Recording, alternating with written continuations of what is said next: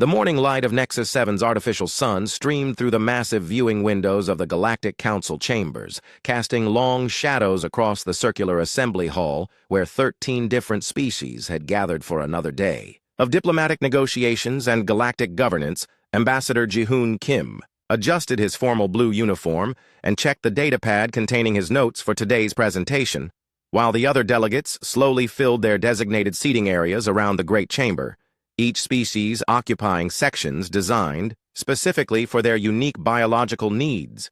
The Vorthak delegation sat in their heated alcoves, their reptilian scales catching the light as they discussed something in their harsh, clicking language, while the crystalline Kethmori representatives stood motionless in their temperature-controlled pillars, their bodies refracting rainbow patterns across the nearby walls. Minji Park, the chief engineer of the human delegation, was making final adjustments to the holographic projector that would display her breakthrough research on faster-than-light communication technology, a discovery that could revolutionize how the 13 species maintained contact across the vast distances of galactic space. The quantum entanglement matrices are stable, she reported to Ji-hoon in her calm, professional voice that had become familiar to many of the alien delegates over the past 3 years of her service. Sang-hoon Lee, the military attaché assigned to protect the human delegation, stood at his usual position near the entrance, his sharp eyes constantly scanning the room for any signs of threat or unusual behavior among the various alien representatives who filled the chamber. The session began with the usual ceremonial greetings in each species' native language, a tradition that took nearly 20 minutes to complete, but served as an important reminder that despite their differences, all 13 civilizations had chosen to work together rather than wage war across the galaxy. When Minji's turn came to present her research, she activated the holographic display and began explaining how her team had discovered a way to create stable quantum communication channels that could carry messages instantly across distances that would normally take months for conventional signals to traverse. This technology will allow real-time coordination between star systems. She explained in simple terms that even the less technologically advanced species could understand. Trade negotiations that currently take years because of communication delays could be completed in days or weeks. The Abyss High delegation, aquatic beings who had to remain in their water-filled chambers, sent ripples of approval through their tanks, while the insectoid Krixtal representatives clicked their mandibles in what Ji-hoon had learned to recognize as excitement. However, he also noticed the subtle signs of displeasure from some delegates, particularly the Vorthak leader whose yellow eyes had narrowed during Minji's presentation, and the way several Kethmori had shifted their crystalline bodies in patterns that typically indicated disagreement or concern.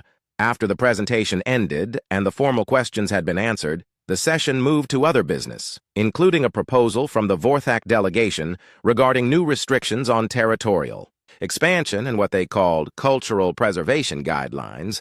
Ji-hoon had seen this coming for months.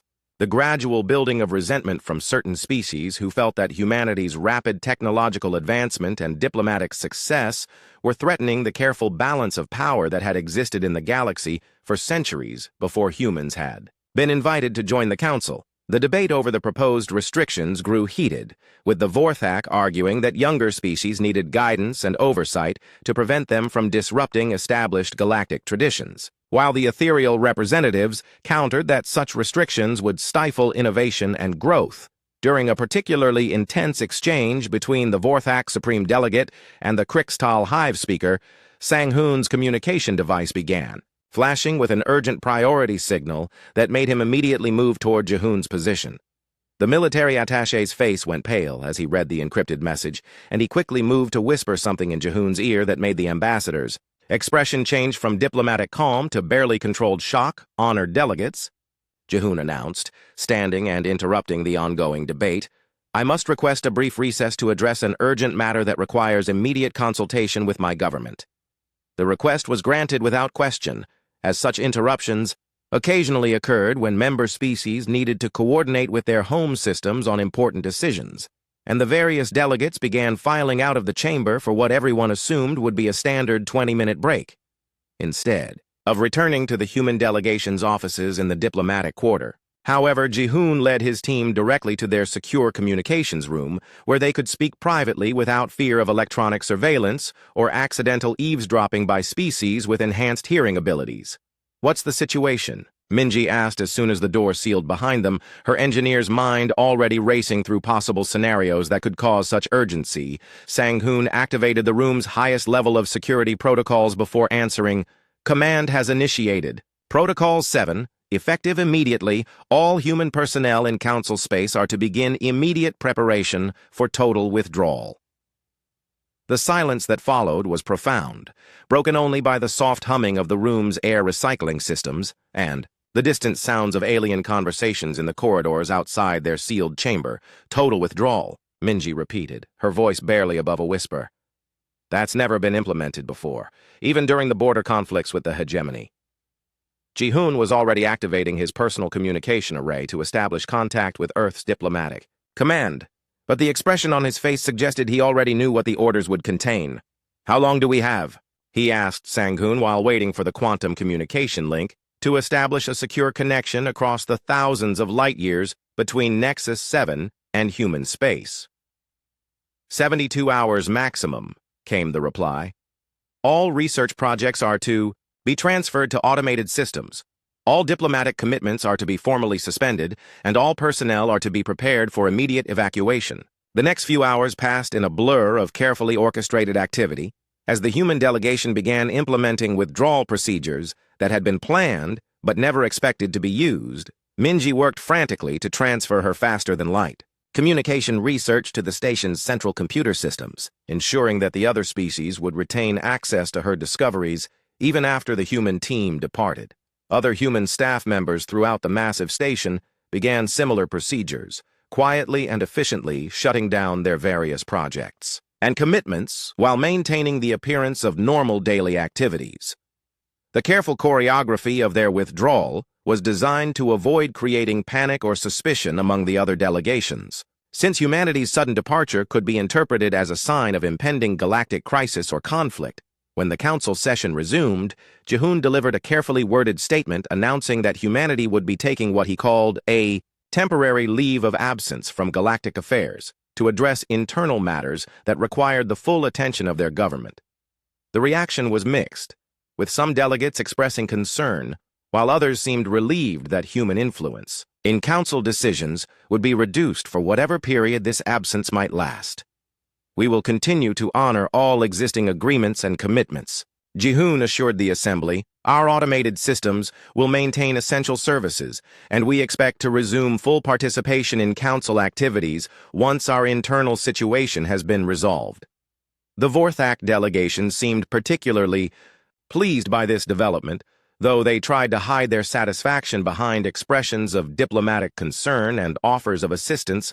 Over the following 48 hours, human personnel throughout Council space began boarding transport ships that arrived on schedule as if this massive evacuation had been planned for months rather than ordered with only days of notice.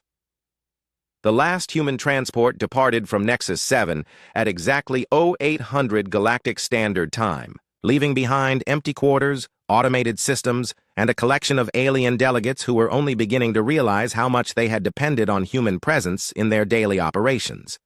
As the transport ship carried the human delegation away from the massive space station that had been their home for 3 years, Jihoon looked back through the viewing port at the slowly shrinking structure that represented the center of galactic civilization. "Will we ever return?" Minji asked, joining him at the window as the stars shifted around them and the ship prepared to jump to faster-than-light speed. Jihoon's expression was unreadable as he watched Nexus 7 disappear into the distance, but his words carried a weight that suggested this departure was far more significant than anyone yet understood. "That depends entirely on whether they learn to stand on their own feet," he replied quietly, "or whether they spend their time looking for someone else to lean on." 3 months had passed since the last human transport disappeared into the vast darkness of space, and the daily routines aboard Nexus 7 continued much as they always had, with delegates attending meetings, engineers maintaining systems, and diplomats negotiating the countless small agreements that kept galactic civilization functioning. Dr. Hyunwoo Choi moved through the medical bay's sterile corridors with the fluid grace typical of his aquatic abyss-high species, his webbed hands dancing across control panels as he conducted his morning inspection of the automated medical systems that served the needs of 13 different biological types. The first sign of trouble appeared on a routine diagnostic screen, where several amber warning lights indicated minor malfunctions in the universal antibiotic synthesis units that had operated flawlessly for the past 5 years. Computer, display detailed error analysis for medical synthesizer units 7 through 12. He requested in the standard galactic language that all council personnel used for official business. The holographic display showed quantum processor arrays operating outside normal parameters, with error rates climbing steadily over the past 2 weeks in patterns that suggested cascading system failures rather than simple component wear. Hyunwoo accessed the maintenance protocols that should have provided step-by-step repair procedures, but found himself staring at technical documentation that mixed human languages with mathematical notations that defied easy translation. Engineer Yeji Nam had been responsible for these systems during her tenure as part of the human delegation, and her detailed manuals filled hundreds of pages with precise instructions for maintaining the delicate quantum coherence required for synthesizing medicines that could work across radically different biological systems. The problem was that her documentation assumed knowledge that apparently only humans possessed, referencing intuitive calibration methods and resonance pattern recognition that made perfect sense to human technicians but seemed almost mystical to other species. Dr. Choi to Engineering Section 12, he spoke into his communication device. I need immediate assistance with quantum medical synthesizer maintenance. The response came from Crixtal engineer Zekhai, whose translated voice carried the clicking undertones typical of his insectoid species. What specific assistance do you require, Dr. Choi? The quantum processors are failing, and the human maintenance procedures reference calibration methods that our translation systems cannot properly interpret. Hyunwoo explained while reviewing another page of Yeji's meticulous notes. I will review the technical documentation and provide assistance within 6 hours, came the reply, though Hyunwoo detected subtle harmonics in the Crixtal's voice that suggested uncertainty. While the medical crisis slowly developed in the lower levels of the station, a different problem was emerging in the diplomatic quarters where Abyss High mediator Kelumar was attempting to resolve a trade dispute between Vorthak merchants and Crixtal industrial cooperatives for 30 years. Diplomatic mediator Donghyun Song had handled such disputes with an almost supernatural ability to find common ground between species whose psychology and social structures were fundamentally incompatible. Kelumar had studied human mediation techniques extensively and understood the theoretical principles behind cross-species negotiation, but the practical application proved far more challenging than academic preparation had suggested. The Vorthak delegation maintains that the delivery schedules were clearly specified in the original agreement, Kelumar explained to the Crixtal representatives, trying to mirror the calm tone that Dongyun had always used in such situations. Schedule compliance was impossible due to asteroid belt navigation hazards that were not mentioned in Vorthak's survey reports, responded Hive speaker Tikvar, her mandibles clicking in patterns that indicated growing irritation, where Dongyun would have immediately recognized the subtle body language cues, indicating that both sides were actually concerned about face saving. Rather than the specific details of delivery timing, Kelumar found himself struggling to read the complex interplay of gesture, posture, and vocal modulation that carried most of the real meaning in interspecies communication. The negotiation session stretched on for hours without progress, with both sides becoming increasingly entrenched in positions that seemed irreconcilable, despite the fact that their underlying interests were actually quite compatible. Meanwhile, in the station's central communication hub, Keth Mori technician Vel Ara was discovering problems with the quantum entanglement network that connected Nexus 7 to government centers across the galaxy communications. Specialist Jiwon Kang had maintained these systems with an almost artistic touch, making tiny adjustments to quantum field harmonics that somehow kept 13 different communication protocols operating in perfect synchronization. The error logs showed increasing lag times and packet loss rates that started small but were growing exponentially, suggesting that the entire galactic communication network was slowly degrading without the specialized maintenance that only G1 had seemed capable of providing. The quantum entanglement matrices are becoming unstable, Velara reported to the station's Technical Oversight Committee, her crystalline form refracting nervous patterns of light. Human maintenance logs reference adjustment procedures that appear to require biological neural pattern recognition. The committee members exchanged glances that conveyed shared concern across species barriers, beginning to realize that human technological integration had been far deeper and more fundamental than anyone had previously understood. In the weeks that followed, small failures began cascading into larger problems throughout Council space, as systems that had operated seamlessly for decades suddenly required maintenance expertise that no longer existed. Navigation computers on trading vessels began producing route calculations with subtle errors that could add weeks to journey times or, in the worst cases, send ships dangerously close to stellar hazards that human astrogation specialists had routinely avoided. The ethereal merchant captain Nara Esh discovered this problem firsthand when her ship's navigation system plotted a course through a region of space that human charts had marked as navigationally unstable, without any explanation for why such a seemingly empty area should be avoided. Computer explained the reason for navigation restriction in grid sector 7742.3. She requested during her pre-flight planning, "No specific hazard data available in primary navigation database," came the mechanical response. Original restriction notation filed by Human Astrogation Service with reference to intuitive stellar mechanics assessment.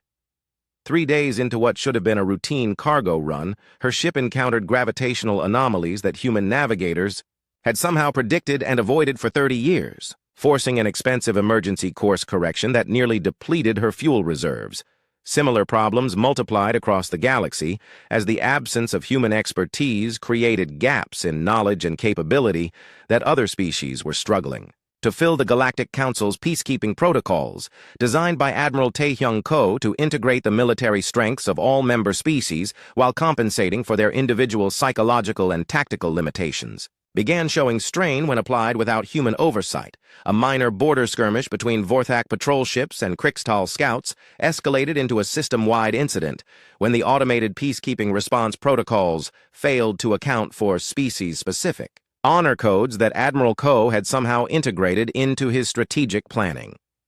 The peacekeeping fleet coordination system is requesting human neural pattern authentication, reported Fleet Coordinator Morvac of the reptilian hegemony species. All primary tactical subroutines are locked pending verification from human command authority. The implications of this discovery sent shockwaves through the Council leadership as they realized that their entire peacekeeping capability had been built around security protocols that assumed continued human participation. Dr. Hyunwoo Choi's medical synthesizer problems had meanwhile expanded into a full crisis as similar failures spread to other stations and colonies throughout Council space. "We need to contact human medical authorities immediately," he reported during an emergency council session. "These systems are failing faster than we can repair them, and we lack the specialized knowledge required for proper maintenance. All attempts to establish communication with human space have received identical automated responses," replied Communications Director Zethani. "They acknowledge receipt of our messages, but provide no substantive replies." The council chamber fell silent as the delegates absorbed this information, beginning to understand that humanity's departure might not be the temporary diplomatic maneuver they had initially assumed. In the growing quiet of the vast chamber, Vorthak Supreme Delegate Gorthek spoke the words that many were thinking, but none wanted to say aloud. How long can we maintain galactic civilization without them? The question hung in the air like a challenge to everything the Council had believed about their own capabilities and independence, forcing them to confront the uncomfortable possibility that they had become far more dependent on human expertise than anyone had realized as the emergency session continued late into the station's artificial night cycle. 6 months after the human departure, the first major crisis erupted when Krixtal Hive Queen Mordaka declared formal war against the Vorthak Empire following the destruction of 3 trade convoys by unknown attackers in the disputed Kepler 442 system. The attack had occurred during what should have been a routine cargo transfer between Krixtal industrial worlds and Vorthak agricultural colonies. But without human mediators to investigate the incident and establish facts that both sides could accept, each species immediately blamed the other for the devastating losses. The Vorthak Empire has violated the Treaty of Mutual Commerce by allowing pirates to operate from their territory, announced Hive Queen Mordaka during an emergency council session. Her translated voice carrying harmonics of barely controlled Rage Vorthak, Supreme Commander Greshak responded immediately, his reptilian features darkening with anger as he addressed the assembly. The Krixtal accusations are baseless fabrications designed to justify their illegal expansion into sovereign Vorthak space. In the past, Admiral Taehyung Ko would have already deployed the Council's peacekeeping fleet to establish a neutral zone around the disputed area while human diplomatic specialists worked to de-escalate the situation before it could develop into open warfare. Instead, Admiral Zephyr of the ethereal species found himself staring at command screens that displayed error messages indicating that the peacekeeping coordination software required human neural pattern authentication to authorize deployment of integrated fleet assets. All primary tactical systems are locked, he reported to the Council leadership, his normally calm voice carrying notes of frustration and disbelief. The coordination protocols that Admiral Ko designed cannot function without human command verification. The security lockouts that had seemed like reasonable precautions during peacetime now revealed themselves as catastrophic vulnerabilities that left the Council unable to respond to the first serious crisis they had faced in decades without peacekeeping intervention. The conflict between the Krixtal and Vorthak escalated rapidly as both species mobilized their military forces and began positioning battle fleets along their mutual borders. The medical crisis that Dr. Hyunwoo Choi had first identified 3 months earlier reached devastating proportions when a virulent plague broke out on the border worlds between Abyss High and ethereal territories. The disease appeared to be a natural mutation of a common bacterial infection that had been easily treatable. For decades, using the universal antibiotics produced by the medical synthesizers that human engineers had designed and maintained. Patient mortality rates are approaching 30%. Dr. Hyunwoo reported during another emergency council session, his aquatic features showing signs of exhaustion from weeks of treating victims with increasingly limited medical resources. The synthesizers continue to malfunction at an accelerating rate, added Dr. Kesara of the crystalline Keth Mori. We have attempted to reverse engineer the quantum processor arrays, but the calibration procedures require intuitive pattern recognition that our technology cannot replicate. The plague spread rapidly through space stations and colonies where different species lived and worked together, creating a crisis that threatened the very foundation of galactic civilization's integrated society. Dr. Yoonji Yoon's research notes on adaptive immune boosters contained references to species-specific biological resonance patterns and cross-genetic compatibility matrices that made theoretical sense but provided no practical guidance for actually producing the medicines that millions of beings now desperately needed. Astrogation problems that had begun as minor route inefficiencies developed into major navigation hazards as Seokjin Han's faster-than-light algorithms began failing to account for changing cosmic conditions. The mathematical models that human navigators had developed somehow predicted stellar radiation fluctuations, gravitational anomalies, and subspace disturbances that other species' instruments could detect only after ships had already encountered dangerous conditions. We have lost 17 vessels in the past month to navigation failures, reported Merchant. Guild Coordinator Nexhai during a council economic briefing, trade routes that have operated safely for 30 years are suddenly producing casualty rates that make commercial transport economically impossible.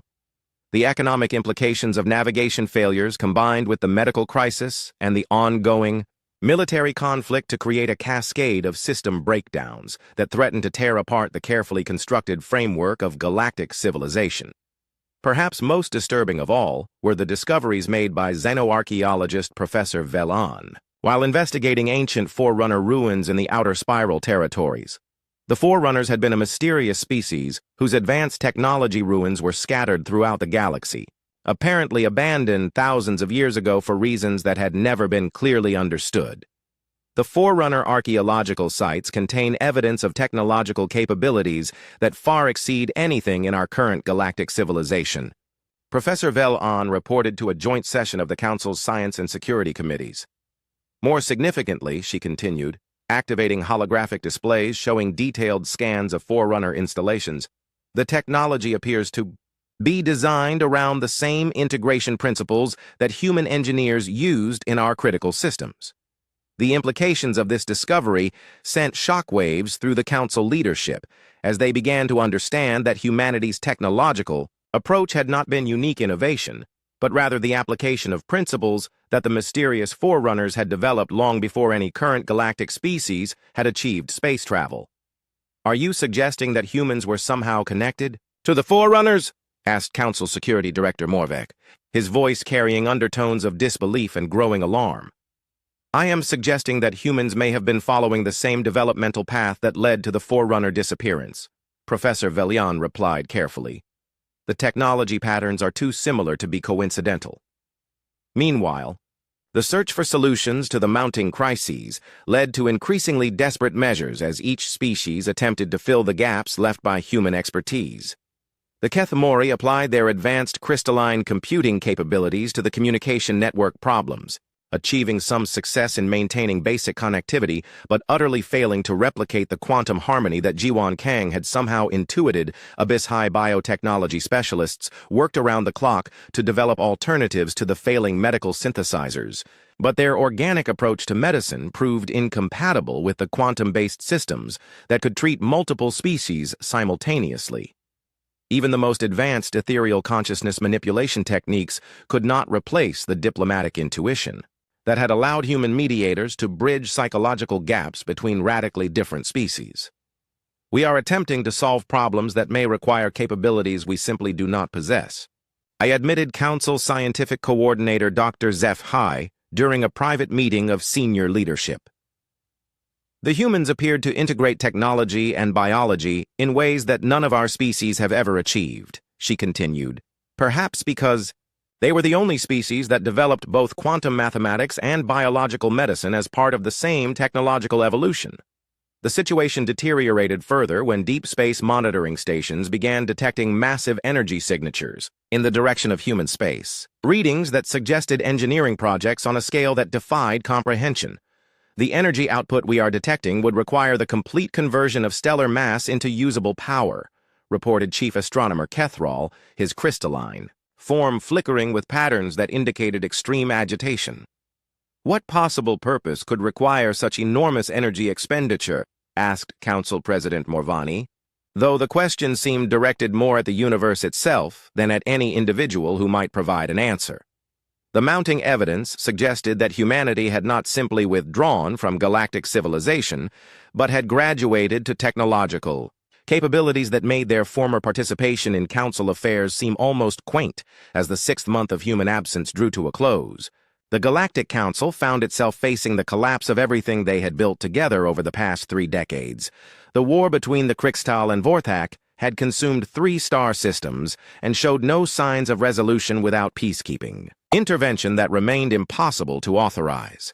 The plague continued spreading through integrated colonies where medical treatment was becoming increasingly primitive as automated systems failed faster than they could be repaired or replaced. Navigation failures had effectively ended safe travel through large regions of space, forcing each species to retreat toward their original homeworlds and abandon the interconnected civilization that had been their greatest achievement. We are reverting to the state of galactic civilization that existed before humans joined the Council, observed diplomatic historian Naravel during a somber meeting of the Emergency Leadership Committee. Except now we lack the independent technological capabilities that each species possessed before we became dependent on human integration and innovation, added Dr. Hyunwoo, his aquatic features showing the strain of months of crisis management. The Galactic Council's most advanced exploration vessel, the Starship Unity, departed Nexus 7 on what everyone understood might be the most important mission in galactic history, carrying a carefully selected team of representatives from 7 different species on an unprecedented journey into human space. Captain Ryuji Sato of the neutral ethereal species had been chosen to lead the expedition because his people's natural telepathic abilities made them ideal for detecting any trace of human presence, while his personal experience working alongside human crews gave him insights that might prove crucial for understanding what had happened. Dr. Minseo Chai, the Abyss High scientist who had collaborated most closely with human researchers over the past decade, served as the mission's chief investigator, her aquatic features reflecting the stress and determination that drove this desperate search for answers. Initial sensor sweeps of the outer human colonies show no biological signatures, reported Navigator Kessan, her crystalline Kethmori, form casting rainbow patterns across the ship's bridge as they approached the first human settlement in their search pattern. The colony on Kepler 438b had been home to nearly 2 million humans just 7 months ago, serving as a major agricultural center that supplied food to dozens of worlds throughout this sector of human space. What the Unity's crew found defied every expectation and assumption they had developed about the human departure during their 3-week journey from Council space. The colony was not destroyed, not abandoned in haste, not showing any signs of conflict or catastrophe that might explain why millions of people had simply vanished. Instead, they discovered a settlement in perfect condition, with atmospheric processors maintaining ideal environmental conditions, automated agricultural systems continuing to produce crops that no one harvested, and defense grids operating at full efficiency despite the complete absence of any human DNA anywhere on the planet. The power grid is operating at 97% efficiency, reported Chief Engineer Tolvash, his reptilian Vorthak features, showing confusion as he reviewed system after system that continued functioning flawlessly without any apparent maintenance or oversight. Automated manufacturing facilities are still producing consumer goods according to their last programmed schedules, added Dr. Minseo, her voice carrying notes of bewilderment as she examined warehouses filled with clothing, tools, and electronics that would never be used. The landing team spent 3 days conducting detailed investigations of the empty colony, finding evidence of careful, methodical evacuation rather than hasty departure. Personal belongings had been packed systematically. Important documents had been filed in proper storage systems, and even household pets had been relocated through what appeared to be an organized animal welfare program. They did not leave in panic or fear, Captain Ryuji observed as they prepared to depart for the next colony on their search list. This was planned evacuation executed with the same precision that humans applied to everything else they did. The pattern repeated itself at colony after colony throughout human space, each settlement perfectly maintained but completely empty of human life, as if an entire species had simply decided to relocate somewhere else in an operation that must have taken years of preparation. On the former human capital world of New Seoul, the Unity's crew discovered the abandoned council embassy where Ambassador Ji-hoon Kim had maintained diplomatic relations with the galactic government for over a decade. The embassy building remained in pristine condition, with all diplomatic protocols, properly filed, and governmental communication systems still receiving and storing messages from Council space, though no one responded to any of the thousands of increasingly desperate inquiries that had accumulated over the past months. In the embassy's secure archive, Dr. Minseo discovered a collection of personal logs and research files that had been deliberately left behind, apparently intended for whoever might eventually come looking for explanations. Explorer Junho Kwan's final personal entries provided the first real clues about the human departure, though the information raised more questions than it answered. Personal log, Day 2847 of the Galactic Integration Project. His recorded voice echoed through the empty embassy conference room. We have confirmed the pattern matches exactly with Forerunner archaeological evidence from sites throughout the outer spiral territories. The team listened in growing amazement as Junho's logs described a decades-long human research project that had apparently been studying Forerunner ruins and technology while simultaneously participating in normal galactic civilization. The Great Filter protocols have been activated. His final entry continued. Operation Sanctuary is proceeding according to the timeline established by the Forerunner Analysis Committee. All human populations will be relocated beyond the galactic plane within 6 months. Captain Ryuji paused the recording and looked around at his diverse crew, seeing his own confusion reflected in alien features across multiple species. "What are the Great Filter Protocols?" asked Navigator Kesson, her crystalline form flickering with patterns that indicated intense concentration. "More importantly," added Dr. Minseo, "where exactly is beyond the galactic plane supposed to mean?" The logs continued with references to multidimensional refugees and the cycle ending that seemed to indicate human understanding of galactic history that far exceeded anything the Council had ever suspected on Earth itself. The Unity's crew found the most disturbing discovery of their entire search mission. The human homeworld remained in perfect ecological balance, with sophisticated artificial intelligence systems maintaining atmospheric composition, regulating weather patterns, and preserving the complex ecosystems that humans had spent centuries protecting and restoring. The abandoned Council embassy on Earth contained a final message from Ambassador Jahoon Kim that had been specifically addressed to whoever comes looking for us. "By the time you read this message," his recorded image stated calmly, "humanity will have completed our transition to dimensional parameters that exist outside the normal space-time framework of this galactic cluster." The recording continued with explanations that stretched the comprehension abilities of even the most advanced species represented on the Unity's crew. "We discovered that the Forerunners faced the same choice that we now face," Jahoon's image explained. "Remain within the galactic framework and gradually become essential to other species' survival, or transition to independent existence that allows natural galactic evolution to continue. When a species becomes essential to others, survival, it has already lost its freedom," he continued. "We learned this lesson from studying Forerunner ruins throughout the galaxy, and we chose not to repeat their mistake." The hidden archives revealed the devastating truth that the Unity's crew had been completely unprepared to discover. Humanity had spent 30 years carefully studying every aspect of galactic civilization, while simultaneously developing technologies that none of the other species had even imagined possible. Archaeological evidence from Forerunner sites had apparently provided humans with a template for technological development that led inevitably to what Jihoon's recording called dimensional graduation. Chief Archivist Guri Park had left behind detailed research files showing how human scientists had gradually realized that the Forerunners had not been destroyed or died out, but had simply evolved beyond the need for conventional physical existence, within normal space-time parameters. The Forerunners had been the helpful mediators of their era. Giori's research notes explained, they solved problems for other species, provided technological innovations, and gradually became so essential to galactic civilization that their continued presence prevented other species from developing independent capabilities. Eventually, they faced the choice between permanent servitude to less advanced species or graduation to existence that transcended the limitations of conventional galactic civilization. The research showed that humanity had been subtly manipulated into the same role that the Forerunners had once filled, becoming indispensable to galactic society while gradually being restricted from independent development through well-meaning but ultimately controlling Council policies. The dimensional transition technology was developed in secret over a period of 15 years, the archives revealed.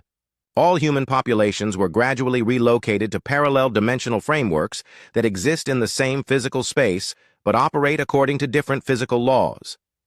The implications of this discovery hit the Unity's crew like a physical blow as they realized that humans had not simply left the galaxy, but had essentially evolved beyond the reach of conventional reality. "They are still here," Captain Ryuji said quietly as he stared at the empty Earth through the Unity's viewing ports, "but they exist in dimensions that we cannot perceive or access."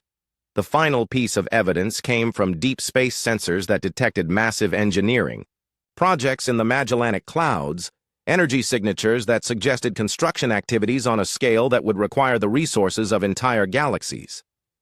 "They are not just surviving independently," Dr. Minseo observed as she reviewed the astronomical data.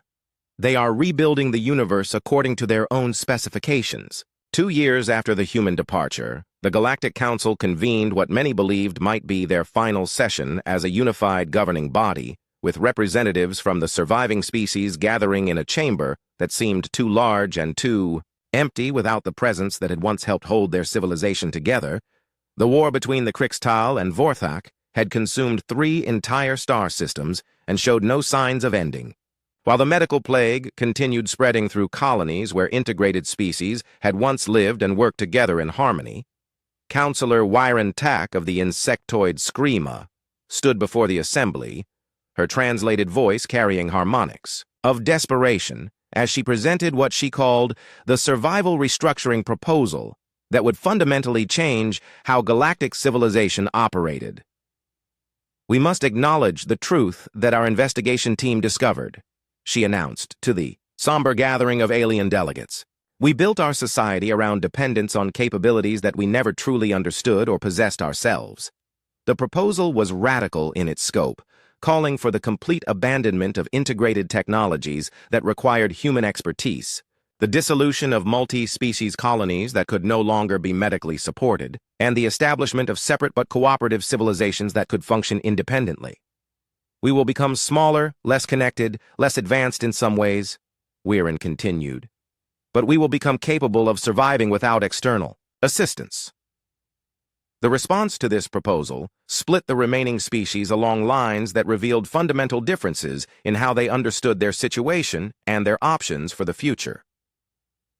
Some species, led by the Abyss High and supported by the ethereal representatives, embraced the challenge of learning to function independently, viewing the human departure as an opportunity for growth rather than a catastrophe. Dr. Hyunwoo Choi had spent months working with Abyss High biotechnology specialists to develop new medical approaches that used organic synthesis rather than quantum processing, achieving some success in treating diseases that the failing human-designed systems could no longer handle. "We are discovering capabilities that we never developed because human technology was always available," he reported to the Council's Emergency Medical Committee. "Our organic medical techniques are less efficient but more robust and maintainable." Engineer Minchul An led a similar effort among the Abyss High technical specialists, painstakingly reverse engineering the quantum communication systems that Jiwan Kong had maintained, learning to operate them through brute force calculation rather than intuitive pattern recognition.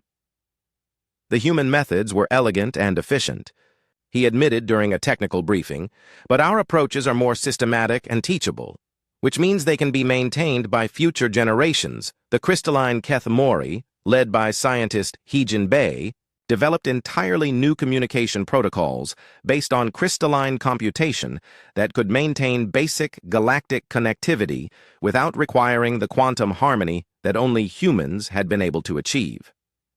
"Our crystal matrix communication is slower and requires more power," she reported, "but it operates according to principles that our species understands completely." However, other species refused to accept the reality of their situation and demanded that the Council focus all available resources on finding ways to force humanity's return. The Vorthak Empire, under the leadership of Supreme Leader Gorul, launched increasingly desperate expeditions into dimensional research, hoping to develop technologies that could follow humanity's path and demand their assistance. "The humans cannot simply abandon their responsibilities to galactic civilization," Gorul declared during heated council debates. "We have the right to demand their continued participation in the alliance they helped create." These expeditions consumed enormous resources while producing no practical results, creating additional strain on Vorthak society as their military and scientific establishments pursued what most other species recognized as impossible goals. The Crixtal Hive Queens took a different but equally problematic approach, attempting to recreate human capabilities through genetic engineering programs that sought to develop insectoid variants with human-like pattern recognition and intuitive problem-solving abilities. These experiments not only failed to produce useful results but created ethical controversies that further divided the already fractured galactic community. Meanwhile, xenoarchaeologist Su Young-moon of the ethereal species made the discovery that would ultimately determine the course of galactic civilization's future deep within a Forerunner installation in the outer spiral territories.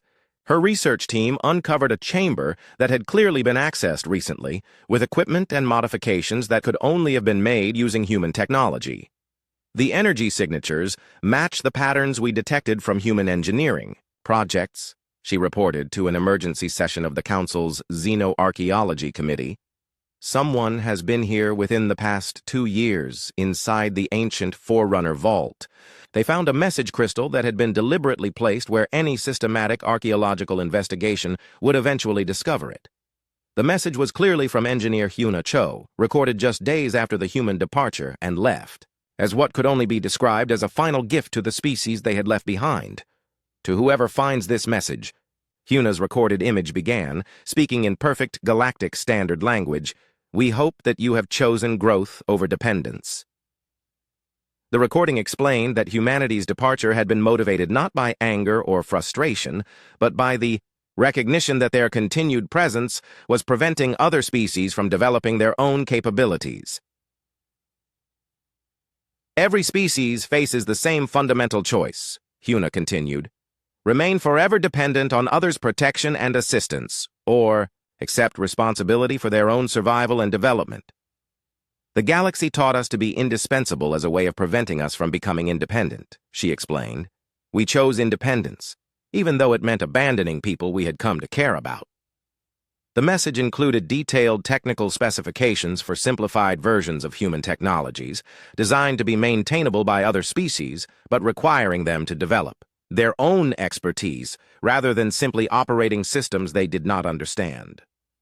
These tools will help you bridge the gap between dependence and independence, Hyuna's recording stated. But they will not work unless you commit to learning rather than simply using. The final section of the message addressed the fundamental choice that the Galactic Council now faced. You can spend your energy searching for new caretakers or demanding the return of old ones, Hyuna said, or you can accept the challenge of becoming the beings you were meant to be. The Forerunners made the same choice we made, she continued. They graduated to independent existence, rather than remaining permanently responsible for species that refused to grow. The next cycle begins with your decision. The impact of this message divided the Council in ways that ultimately proved irreconcilable. Counselor Ji-young Kim of the ethereal species, who bore the same family name as the former human ambassador but no biological relation, cast the deciding vote in the final council session that would determine their civilization's future. We choose growth over search, she announced. We choose responsibility over dependence. The vote was narrow but decisive, with 7 species supporting the independence path, while 5 continued demanding efforts to locate and retrieve humanity. The species that chose independence began the painful but necessary process of rebuilding their civilization around capabilities they actually possessed, abandoning technologies they could not maintain and developing new approaches to problems that humans had previously solved for them. The Abyss-High developed water-based biotechnology that could provide medical care for aquatic species while establishing trade relationships with land-based civilizations that had their own medical capabilities. Keth Mori created crystal matrix computation networks that served their needs efficiently while remaining completely understandable and maintainable by crystalline engineers. The Ethereal focused on consciousness-based technologies that enhanced their natural telepathic abilities while developing cooperative relationships with species that possessed complementary physical capabilities. The species that refused to accept independence gradually withdrew from galactic civilization, either pursuing futile searches for humanity or attempting to recreate human capabilities through increasingly desperate and ultimately unsuccessful programs. 3 years after the human departure, the reduced but more stable Galactic Council received confirmation that their choice had been correct. Deep space sensors detected massive engineering signatures in the Magellanic Clouds that suggested construction projects on a scale that defied conventional understanding, apparently confirming that humanity had not only survived their dimensional transition, but had begun reshaping reality according to their own specifications. They are building something that we cannot even imagine, observed astronomer Keth Rawl during the final report to the restructured council. Perhaps that is what graduation to independence actually means. Dr. Sunwoo Jin, an Abyss-High philosopher who had become one of the leading voices in the independence movement, provided the final assessment that would be remembered as the defining statement of their new era.